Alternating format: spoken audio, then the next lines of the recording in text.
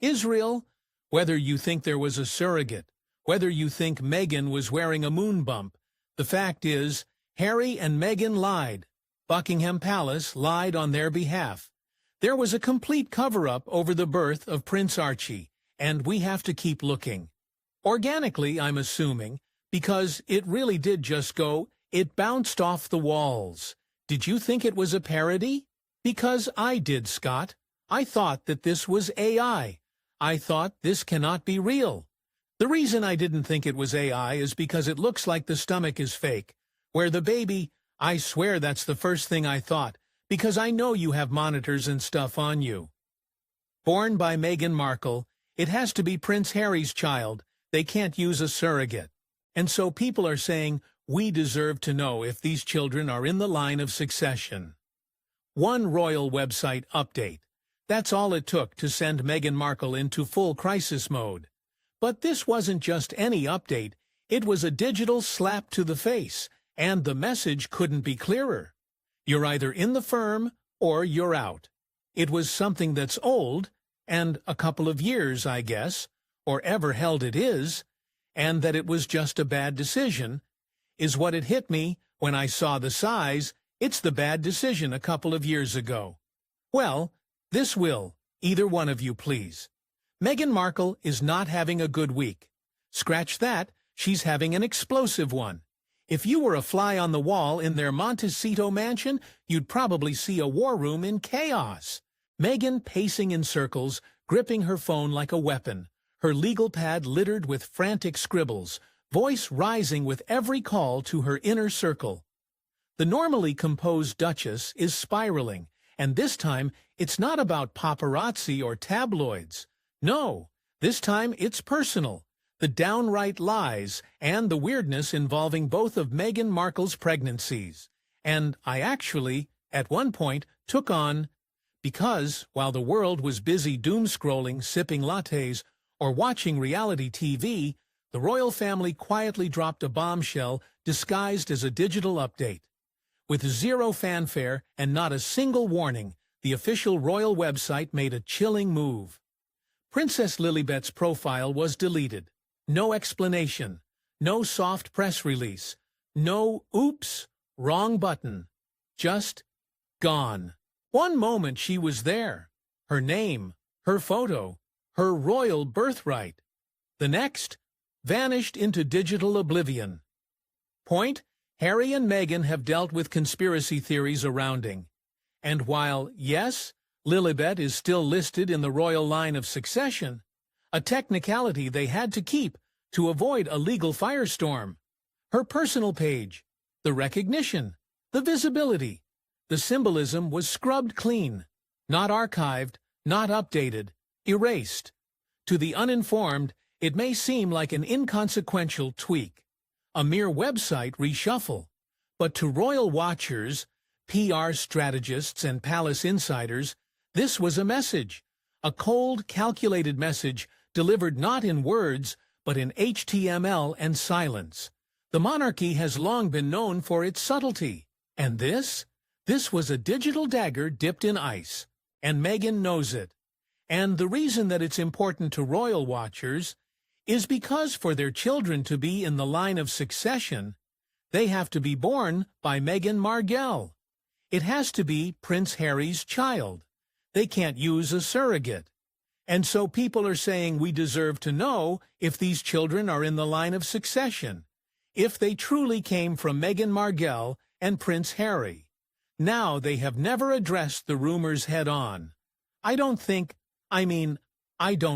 in spirit. Prince Harry actually writes, she reportedly exploded when the news reached her. No one from the palace called. No warning, no discussion. Just the cold click of a delete button behind palace gates. According to sources close to her camp, Meghan feels betrayed. Again. And this time, it hits harder. Because it's not about her being erased. It's about her daughter, her innocent 2-year-old daughter, being digitally ghosted by the family that should be protecting her legacy. And the timing? Suspiciously surgical. If you're a journalist at the very least, you've got to ask questions about this. And she came back with a very snippy response, as if I was some type of conspiracy theorist. And, asked people who are in the... This wasn't some routine website cleanup. No other profiles were removed. No other child was mysteriously axed from the royal roster. And this isn't the first time the palace has played this game. Remember when Harry and Meghan's profiles were quietly yanked from the homepage? When press outlets noticed, the palace claimed it was a simple design shuffle. But even back then, insiders whispered about internal retaliation cloaked in redesigns. He ever addresses the rumors of whether Archie and Lily were born. Came from Meghan Markle's womb. But it is something that I have always tried to be like, I don't want to talk about this. I look at Meghan Markle in that Oprah interview. I see a heavily pregnant and slightly angry woman. But this one is different. This feels permanent, petty, even cruel, because Meghan thinks she knows exactly why they did it. Insiders say the Duchess believes this digital assassination is all tied to the controversy that refuses to die. Lilibet's birth certificate. Royal Rhoda, we could never be as irresponsible as you'd had. That was the tone of her response. And that's why I wanted to talk about Archie's birth. Because remember, yes, that birth certificate, the one royal commentators have obsessed over for months, the one that, according to certain reports, wasn't produced during official documentation requests, the one that fuels conspiracies and questions about whether Lilibet was born in California, as claimed, or even born at all by Meghan herself. Wild? Absolutely. But the whispers have grown louder, and Meghan is convinced the palace is now using those whispers as ammunition. That's why these rumors continue to persist. Like, this conspiracy theory is out there. It's been out there for years. It's never been addressed head-on. And both of you, please comment if you have anything to say, but I have read several. By deleting Lilibet's profile, Meghan believes the royal family is sending a message. Prove it. She sees it as an attempt to delegitimize her daughter's royal standing without openly starting a war. A provocation designed to push her to the edge, to force a public move, maybe even a legal one. And she just might bite. Because behind closed doors, Meghan is reportedly consulting legal advisors, digging through paperwork, exploring options. She's furious, but she's also strategic. She knows this wasn't just an emotional move from the palace. It was tactical, and she's not about to let them make her daughter invisible. Not without a fight. And to focus on all of the discrepancies surrounding Archie's birth. At the time, I was in the mainstream media. I was the executive editor of the Sun newspaper. I was determined. And if you think this is just a case of an upset mother venting in private, think again. Meghan's inner circle is already spinning this behind the scenes. There are whispers of a media strategy being drafted, lawyers prepping statements, and allies in Hollywood and Silicon Valley being quietly rallied for support.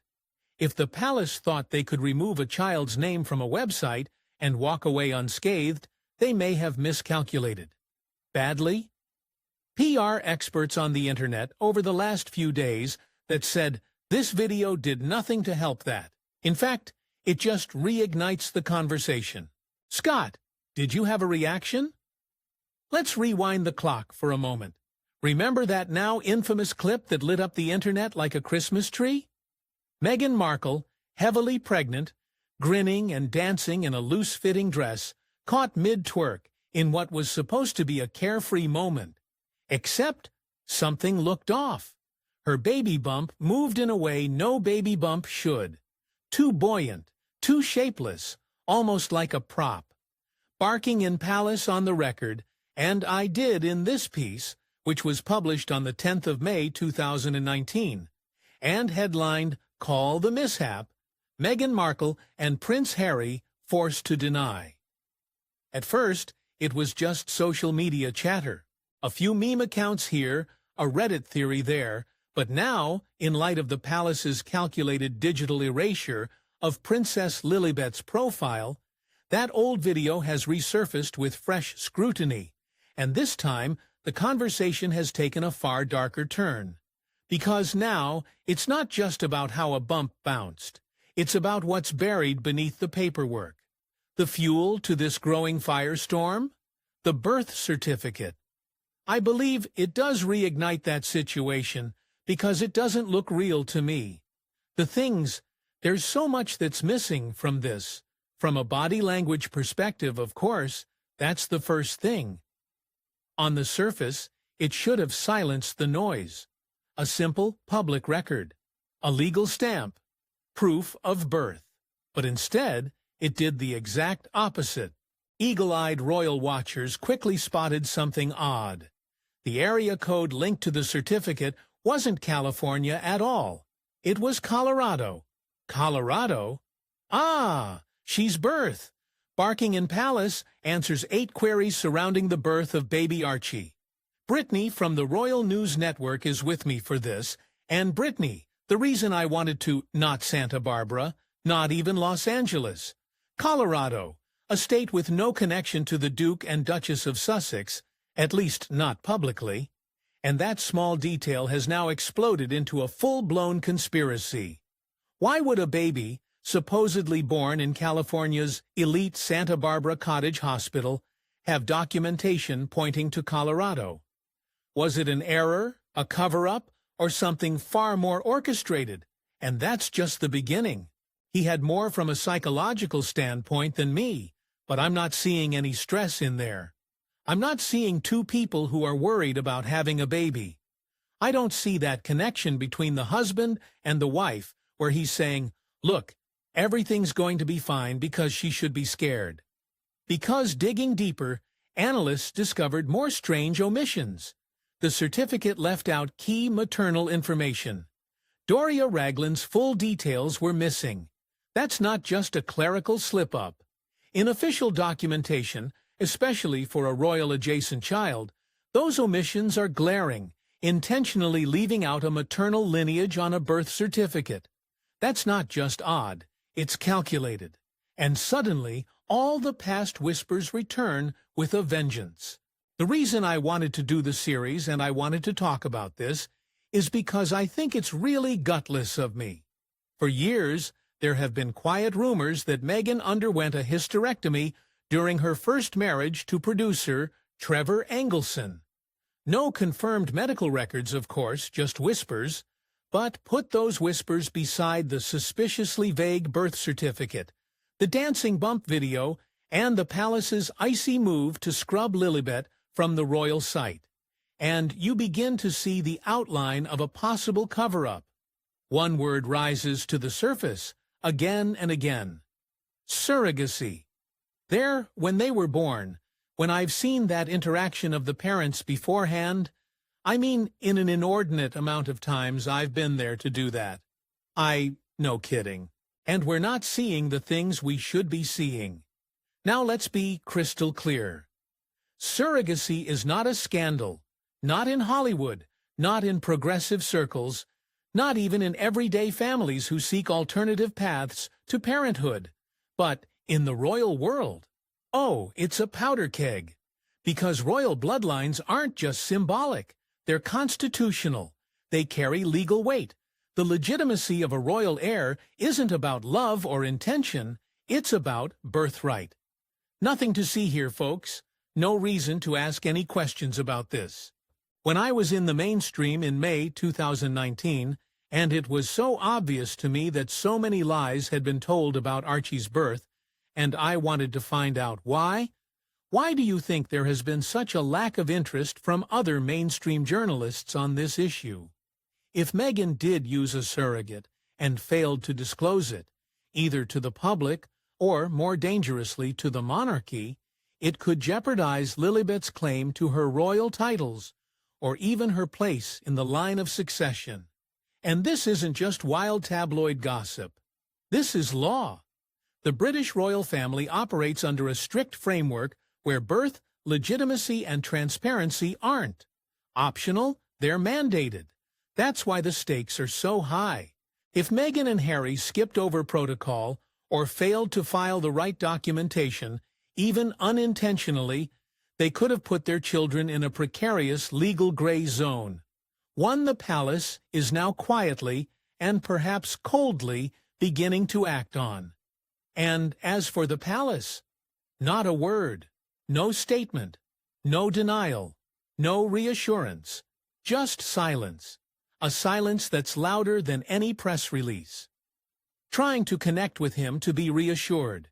We don't see any of their personal items laying around the room anywhere when they're dancing around either. So that there's a lot of things that are missing in this that should be there. But make no mistake, they're watching. Insiders claim the firm has known about these inconsistencies for some time. Some even say it's the reason Meghan and Harry were met with such chilly receptions on recent visits. That subtle side-eye from senior royals, the awkward avoidance of direct camera shots of the kids, the refusal to let Lilibet be christened in Windsor. It wasn't personal. It was strategic. I think it's really gutless of these mainstream journalists to say nothing to see here, folks. No reason to ask any questions about this when I was in the mainstream in May 2019, and it was so. It's one thing to be criticized, it's another to be erased, and Meghan Markle knows the difference all too well. When the palace deleted Princess Lilibet's profile, it wasn't just a passive-aggressive jab, it was a flex, a digital chess movement to rattle her. But what most people missed? This wasn't a spontaneous action. It was premeditated, precision-timed, and very likely the opening shot in a much larger campaign. They're not missing that lack of being worn out, because a lot of times it's either early in the morning or late at night, and they look well-rested and in a good mood. It doesn't look right to me. Well, I'm glad you said it. Dr. G, you go ahead and go now. So, obviously, I'm a psychologist, not a physician. So there may be physicians out there that are like, yeah, this is totally normal. Like, look, because if you think the royal family deals in drama, you're wrong. They deal in silence. And silence, when weaponized, is devastating. From Buckingham to Kensington to Clarence House, there's a quiet, almost eerie code of conduct. Don't confront, don't react, just erase. And then let the public do the dirty work. It's brilliant in its subtlety and brutal in its impact. That's what Meghan's up against. Interest from other mainstream journalists on this issue. Well, I do definitely think that because of, according to insiders, the palace didn't just remove Lilibet's profile in a vacuum. It was part of a coordinated tightening of control, one that's been quietly building since the Sussexes' Netflix documentary aired. A slow burn, a pressure cooker of royal retaliation. And make no mistake, they are retaliating. After years of bombshell interviews, podcast jabs, tell-all memoirs, and public accusations from Harry and Meghan, the palace has clearly had enough. But instead of launching a PR war, they've taken a more sinister route. Revision. They're rewriting the narrative, not with statements, but with omissions. But my anecdotal experience with my wife, who was very, very large during pregnancy, the idea of her moving like that would have been impossible. She just couldn't have done it. So, she was pale, she was swollen, she was... First, it was the quiet demotion of Harry and Meghan's profiles on the royal website. Then came the refusal to include Lilibet and Archie in official royal events. No balcony appearances, no birthday wishes posted, not even a photo from the Queen's Jubilee. And now, the full deletion of Lilibet's individual recognition. One step at a time, the palace is snipping the digital threads that tie the Sussex children to the monarchy. And why? Because of doubt. I think some of the mainstream media do want to stay away from that, which I totally understand. I am not somebody who actually subscribes to the notion that Meghan used a surrogate. And the reason is, especially in the UK, that would have been Insiders say senior royal advisors have flagged irregularities in the paperwork surrounding Lilibet's birth, the Colorado area code, the missing maternal details, the lack of a certified UK witness, which is unusual for royal births, even ones that take place abroad. These things might seem small, but to the firm, they're red flags. And now, the palace is doing what it does best, turning its back. If she physically could have done it, so it is shocking to me. It does look very strange. Like I said, there may be medical professionals that disagree and say it's totally normal. Not outright rejection. That would be too obvious. Too American. No, this is more delicate, more devastating. They're erasing Lilibet not with rage, but with precision. The kind of cold institutional power that doesn't yell. It just deletes. Meghan sees it for what it is. Institutional ghosting. And it's cutting deep. Exceptionally difficult to pull off. Now, was she vain enough to think sometimes that her belly didn't look? They're sending a message to Harry, too, because Harry has remained largely silent during all this. No statements, no tweets, no pushback. And for the palace, that silence reads as guilt, or worse, weakness. Some insiders believe this is their way of testing him. Will he defend his daughter publicly? Will he challenge the institution? Or will he fall in line like a Windsor should? Meghan fears he's wavering, that he's caught. For a couple who once turned the world upside down with a single Oprah interview, the silence coming from Harry and Meghan right now is deafening. No Instagram post, no press statement, not even a strategic leak to the friendly outlets. Just radio silence from Montecito. And that silence is starting to speak volumes. Patted her belly. I could 100% believe that. And I understand why people question things. I understand it, so I don't think it's... To the public, it might seem like damage control. Maybe they're taking the high road. Maybe they're focusing on family. Maybe they're simply exhausted. But insiders say something else entirely. This is a silence wrapped in strategy. If you think Meghan Markle is the type to sit quietly while her daughter is digitally erased from royal history, think again.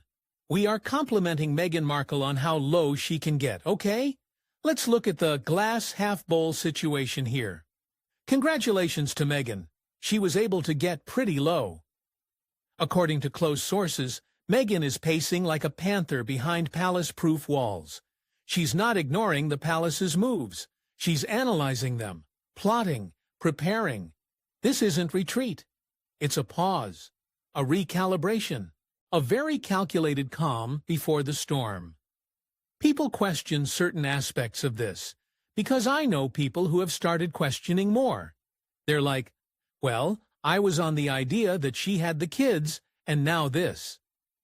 Inside sources claim Harry is fuming. Not performative anger for the cameras, but real fury. He reportedly sees the website deletion as an attack on his children, and worse, on his wife's credibility. But unlike Meghan, he's torn, deeply torn, because every instinct in him wants to protect his family. Yet every move against the crown threatens to deepen the fracture with the only family he has left. He's stuck in the crossfire. Again. And Meghan knows it. In the meantime, her team is reportedly combing through every digital detail. Screenshots, archive.org entries, metadata from the royal website. They're building a file, a paper trail, a timeline. Because if this does explode into a legal or reputational war, Meghan wants to be ready, and this time she wants receipts. And so I totally understand where people are coming from, but I also understand the mainstream media not wanting to get into at least some of the conspiracy realms because insiders say she's also reaching out to key allies in the media. Not for interviews yet, but for leverage. She's reminding them who gets exclusives when things get ugly. She's putting out quiet feelers, hinting that something may be coming. Maybe not today, maybe not tomorrow, but soon. And that's exactly what's sending shivers down spines in the royal PR machine. The confidence you saw in her, because I saw a lot of confidence in Meghan, in her dancing, in her face, in her... It's giving performance. Yeah, and that's a focused performance as well. Again, the last time she stayed quiet for too long, we got Finding Freedom, then Oprah, then Spotify, then Spare. Every silence has ended with a storm, and every storm has dragged the royal family through headlines they couldn't control. So now, as the palace smugly pretends nothing happened, Meghan is watching, waiting, strategizing, and when she finally speaks, it won't be in response. It'll be a reveal. Path and I understand how they're like, hey, don't want to get involved in that. I'm just going to report generally, but there are questions to ask. Well, yeah, and the thing is, I get that, but there were questions to ask then. Like, why would you? At this point, it's not just a disagreement. It's not even a Cold War. It's a full-blown game of royal chicken, and neither side is blinking. On one end, you have the Crown, a centuries-old institution fueled by tradition, protocol, and the illusion of perfection. Cold, calculated, and silent. On the other, Meghan Markle, unofficially exiled, globally watched, and reportedly holding secrets that could fracture that illusion forever. And right now, they're circling each other like predators. The palace made their move. They erased Lilibet. No warning, no explanation. Just vanished her digital footprint as if she were a footnote, not a royal child. A quiet declaration of power. But now everyone is watching Meghan, waiting to see. Will she strike back, or will she fold? Here's where it gets interesting. As a media pack, as a royal rotor pack, remember I was never part of that. Oh yeah, it's just totally fine. That we have been point. Insiders say Meghan is holding something. Not a vague allegation. Not just suspicion. But something solid. Something that could challenge the official narrative surrounding Lilibet's birth and shake the royal family to its core. What kind of something? That's the million-dollar question. Some say documentation. Others whisper about behind-the-scenes communication. One particularly bold rumor claims Meghan has proof that certain members of the firm knew about a possible surrogacy and chose to remain silent until it became convenient to weaponize. Been in a situation where they're inducing the birth, so she may not have been given this. She's not having contractions, I don't think at this point, because she doesn't work. Doesn't look worried that they're going to be more. It's going to be bad. You know, we're seeing all this space between her arms and her... If that's true, then this isn't just about birth certificates or area codes anymore. It's about cover-ups, complicity, hypocrisy. And Meghan? She's daring the palace to push her 1 inch further. Because here's the thing, she doesn't have much left to lose. Her reputation has already taken hit after hit. She's been branded a liar, a diva, a narcissist, a fraud. Every move she makes is dissected by tabloids and Twitter alike. And yet, she's still here, still standing, still married, still a mother. To about the birth of this baby. Oh, it's totally fine that with those lies, it means that there was actually no formal sign off of the baby. So look, I want to show you, and because what I think is so important, Brittany, is to point out. And Harry? He's caught between two loyalties, and the pressure is cracking him. Sources say he's been unusually withdrawn lately. No media appearances, no bold defense, no fiery statements, just tense silence. But behind the scenes, insiders claim he's torn to shreds. On one side is his wife, asking him to stand up and protect their daughter. On the other, his royal blood, whispering warnings of what happens to those who publicly shame the institution. But the clock is ticking, and both sides know it. This isn't just a feud anymore. This is a standoff, one built on ego, erasure, and an unraveling secret that neither side wants to be exposed. And here's what makes it so dangerous. Both parties believe they have the upper hand. The palace believes Meghan is bluffing, that she's emotional, impulsive, and too image-conscious to throw another grenade. They think she'll huff and puff, and then go back to Montecito yoga classes and Netflix production meetings. That this is what I was asking contemporaneously at the time 6 years ago, and also how extraordinary it was, and not that I buy a lot of their answers, but how extraordinary was that Buckingham Palace knew that this was such an issue. But Meghan? Meghan believes the palace is bluffing too, that they're panicking behind closed doors, worried she might just actually have the receipts. They're scrambling to get ahead of the narrative without ever breaking their code of silence.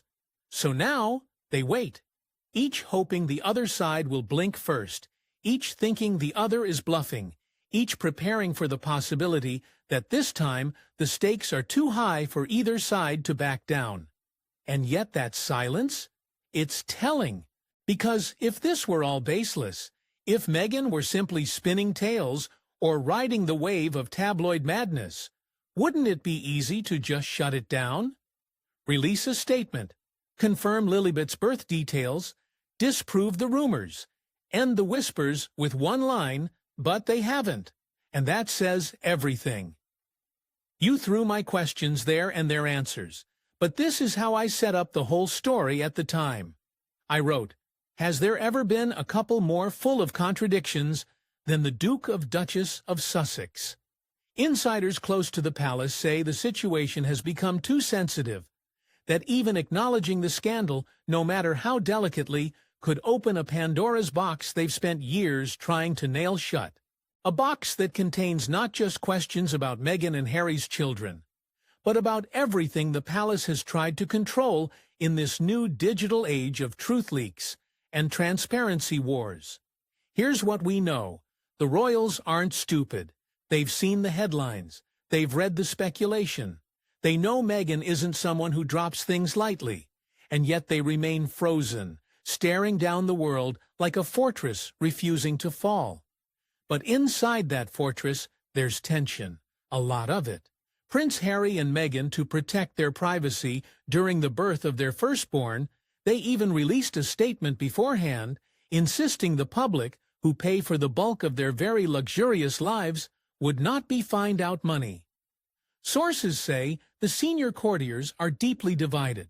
Some believe the best course is to ignore everything and wait it out, confident that public attention will shift, like it always does.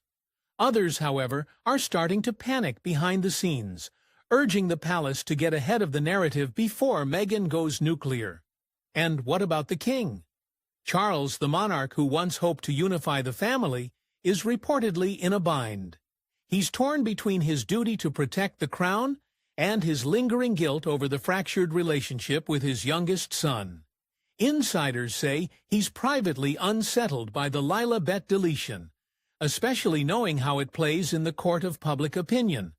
But he's also being reminded relentlessly by advisers that sentiment cannot override sovereignty.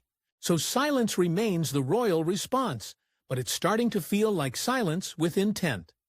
It's going to blindly throw out decades of royal tradition and use our money to run their household like a royal version of Kim Kardashian and Kanye West. And it is right for the media to ask questions about the sham.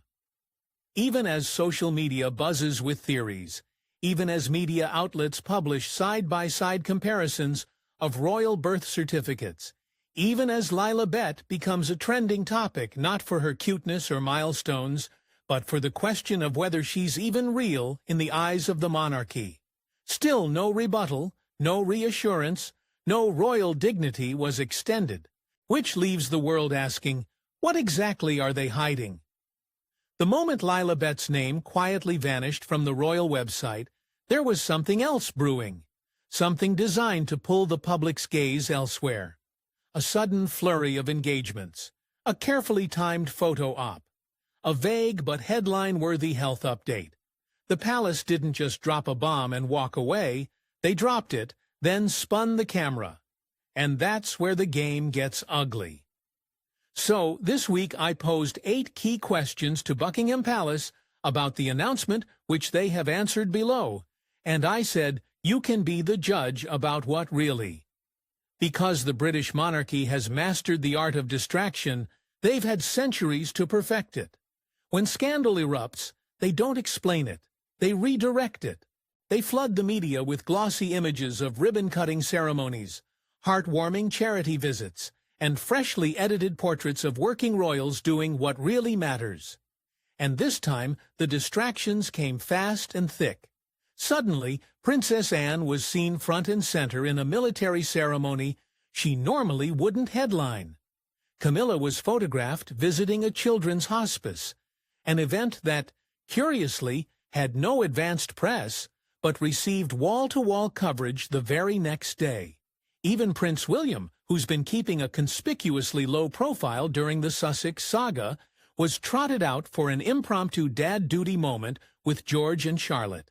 And the royal rota ate it up. I find it still extraordinary that Buckingham Palace agreed to answer these questions on the record. But they did, and here were the questions. Insiders say she and Harry are keeping close tabs on every royal appearance right now, not just what's being shown, but what it's meant to obscure. Meghan reportedly believes the palace is trying to reset the narrative, to distract the public from what she suspects is the beginning of a much larger erasure campaign. First the profile, then the title. What's next? The place in the line of succession? If you think that sounds extreme, remember, this wouldn't be the first time the palace quietly revised the royal narrative. From removing press statements to rewording official histories, the crown has always been less about preserving the truth and more about preserving the image. And in this case, Meghan suspects they're trying to do both by rewriting the narrative without saying a word. But here's where it gets even messier. PR Sarah Latham promised to alert the media the moment Meghan went into labor, only to wait around 12 hours to do so. Buckingham Palace answered. Several palace watchers have noted a subtle change in tone coming from the firm. Not outright hostility, but a very deliberate emphasis on working royals. Every press release, every public statement, every official event recap, it's all beginning to sound like a campaign to remind the public who really counts, who's still in the fold, who deserves a place on the palace site, and who's just noise from California. And then there's the press. Once upon a time, the media would have jumped on the Lilibet story like sharks in bloodied water. But this time, crickets. Total blackout. Not because it's not newsworthy, but because, as insiders whisper, the message from the top is clear. Don't fan this flame. Their Royal Highnesses have taken a personal decision to keep the plans around their arrival of their baby private, which makes the timing of the distractions all the more obvious. Take the Queen's recent hospital visit. A highly private moment suddenly leaked to the tabloids, complete with just enough detail to dominate the headlines, but not enough to confirm anything. Classic misdirection. Give them just enough to chew on so they forget what they were asking in the first place. Except, it's not working. Not this time. Because people are talking. Online forums, podcasts, international outlets, even royal commentators who once parodied the palace line are asking hard questions. The story is refusing to die. And that's driving the palace PR machine into overdrive. So now they're doubling down. More engagements, more public displays, more healing family language. Everyone, once they'd had the opportunity to celebrate private, is a new family. The Duchess had gone into labor in the early hours of the morning during the pre-agreed media blackout period. What happens next? No one knows, but one thing is certain. Meghan isn't going down quietly. Sources close to Montecito say she's more than rattled. She's ready. And this time, she's done playing defense. The digital erasure of Princess Lilibet from the royal website wasn't just a snub. It was the spark. The one move that finally pushed Meghan from whispered frustration into action mode. Behind closed doors, she's said to be weighing her next steps carefully. Not emotionally, but strategically. Legal pads, PR meetings, and yes, lawyers. Because Meghan reportedly believes what just happened isn't protocol. It's personal.